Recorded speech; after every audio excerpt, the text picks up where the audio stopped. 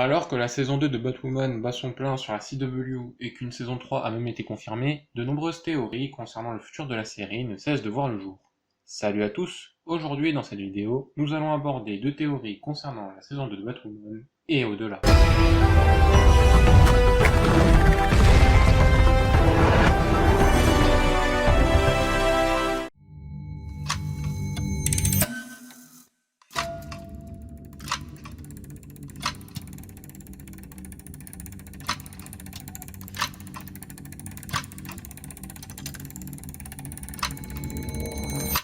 Cette théorie vient du site d'information Entertainment Weekly. Il évoque la possibilité de voir Luke Fox endosser le costume de Batwing comme dans les comics. Plusieurs éléments peuvent confirmer cette hypothèse.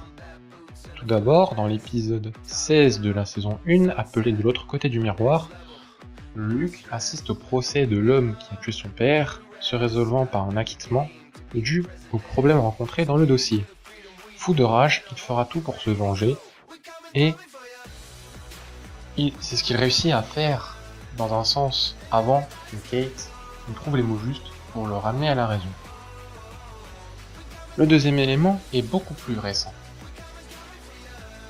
Dans l'épisode Time Off for Good Behavior, la Bat-Team doit faire face à un gang muni de fusils électriques voulant, par le biais d'attaques terroristes, entre guillemets, stopper l'apparition de centres de réinsertion /aide pour les enfants oubliés de Gotham. Ce qui permettrait au chef de la prison d'avoir plus de prisonniers et a posteriori plus d'argent. Et c'est dans cette mission, ou du moins lors de cette mission, que notre bon vieux Luke se démarque en sauvant Batwoman qui était en mauvaise posture face au gang. Ce passage sera montré plus tard dans la vidéo. L'acteur Cameron Johnson a d'ailleurs révélé qu'il aimerait faire ces scènes-là, ce genre de scènes plus souvent, car cela permet de développer un côté de Luke qu'on découvre à peine dans la série. Il y a d'autres éléments qui permettent de confirmer cette hypothèse. Dans le même épisode, donc de l'autre côté du miroir, dans la saison 1, on voit que Luke pratique de la boxe.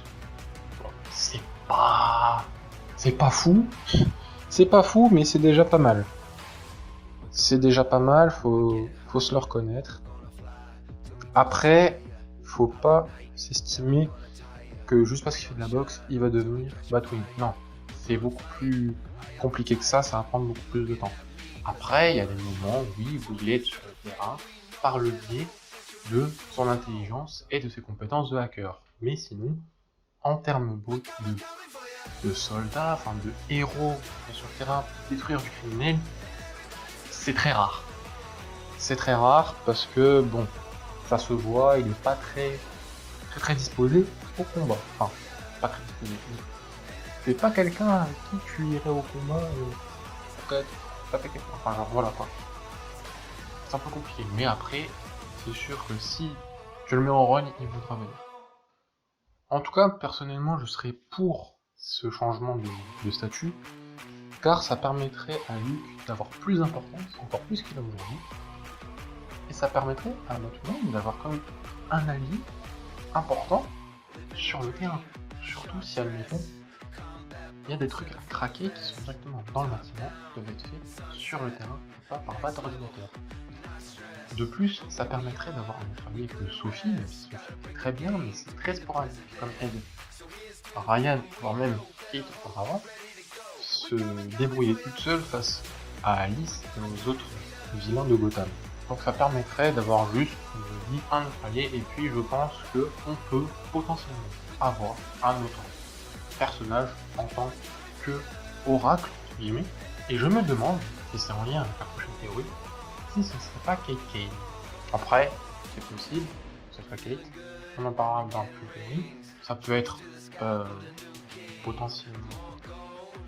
potentiellement Marie, oui, ça peut être Alice, tiens, dans une moindre mesure farfelue, ça peut être Alice, mais voilà. Je pense que j'ai assez parlé, je vous laisse avec la vidéo, ou du moins avec l'extrait, montrant que lui n'est pas juste un simple hacker.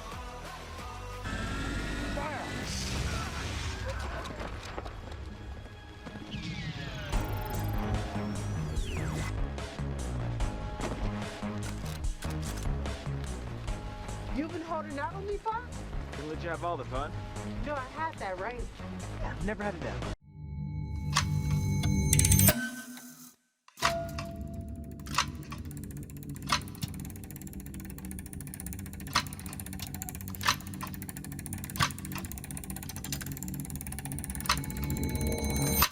Cette théorie m'est venue à l'idée après le visionnage de l'épisode Time of Good Behavior, encore lu, dans lequel il nous introduit une membre du gang de Black Mask, False Faces, et cette membre arrive à maîtriser Jacob dans sa voiture, en toute discrétion et en toute agilité. Et c'est après le visionnage de cet épisode, avec d'autres éléments survenus plus tard, voire même des événements et des éléments qu'on a vus plus tôt, que je me suis dit, et si ce membre masqué serait Kate, mais version reprogrammée. Ne vous inquiétez pas, je vous explique. Ce qu'il faut savoir, c'est que Kate a subi un mouvement militaire. Premier point. Deuxième point, elle a quand même été automate, donc elle sait faire dans la finesse. Elle sait faire dans la discrétion. Troisièmement, on sait avec la saison 2 que Kate au final n'est pas morte et a reçu des brûlures au visage, ce qui fait qu'elle possède des bandages suite à son accident, bien évidemment. Ensuite, ce qu'on peut noter, c'est que Black Mask a demandé à Enigma d'effacer les souvenirs de Kate, car elle a des plans, des projets pour elle de plus. Pourquoi Black Mask s'intéresserait à attaquer Jacob? Et pourquoi des membres connaisseraient Jacob à part justement deux personnes qui pourraient le faire, qui sont Kate et Robert Tunis alias Black Mask? Du coup, quand on y pense, ça peut être logique, sachant que l'épisode qui va suivre, le 12e, va nous montrer la première apparition de Wednesday en tant que Kate Kane, si tout va bien, sachant qu'on a même une photo promo qui est arrivée, dans laquelle on voit Roman Smith en costume de soirée, ou en costume de Black Mask, sur le masque, en train de poser quelque chose sur le visage de quelqu'un qui, selon la coupe de cheveux, serait potentiellement Kate, coupe de cheveux qu'on a déjà vu dans la saison 1, et aussi sur la tête du membre du gang cité plus tôt. Donc selon moi, c'est très crédible et ce serait quand même quelque chose d'étonnant parce que quand on y pense, ce personnage on ne le voit qu'une fois, que dans un épisode, là où plutôt dans les épisodes 8 et 9, on a vu Kate allongée avec la peau en lambeaux. Ce qui fait que, étant donné cette jonction et cette histoire, ou du moins ce cheminement, ça peut être très possible, sachant que bizarrement, dès qu'on a fini l'épisode 9 et qu'on a vu Enigma parler d'effacer le moment de Kate, on n'a plus du tout de scène avec Kate comme elle est. On a eu par la suite un épisode avec justement ce membre. Coïncidence, en tout cas, c'est à vous de décider.